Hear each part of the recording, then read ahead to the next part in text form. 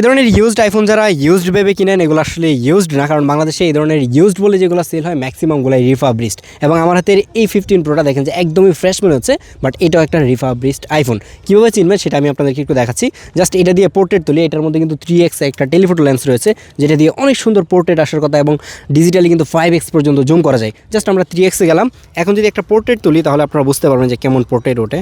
এই হচ্ছে একটা পোর্ট্রেট ক্যাপচার করলাম এবং পোর্ট্রেটটা দেখেন যে পোর্ট্রেট কিন্তু ধরতেছে না, এটার ব্যাকগ্রাউন্ডটা কিন্তু একদম ব্লার হওয়ার কথা, বাট এটা কিন্তু ব্লার হচ্ছে না। আপনাদেরকে আবারও আরেকটা পোর্ট্রেট তুলে দেখাই সেমভাবেই। এই যে 3xে আছে, এখন 3x থেকে যদি পোর্ট্রেট তুলি, এই দেখেন পোর্ট্রেটটা কিন্তু ফোকাস হচ্ছে না, বাট এই জায়গায় যদি আমি পোর্ট্রেটটা তুলি তাহলে অটোমেটিকলি কিন্তু ফোকাস হওয়ার কথা, কিন্তু ব্যাকগ্রাউন্ড কিন্তু ব্লার হচ্ছে না। আমি যদি একটু জুম করে দেখাই, এই যে দেখেন ব্যাকগ্রাউন্ডটা কিন্তু একদমই ক্লিয়ার থাকতেছে। বাট আমি এটা দিয়ে যখন 2xে একটা ছবি তুলবো তখন দেখবেন যে খুবই সুন্দর ব্লার আসতেছে।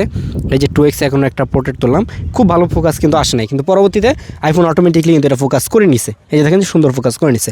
এর কারণটা হচ্ছে যে এটা যে লাইডার সেন্সরটা আছে সেটা কিন্তু নষ্ট।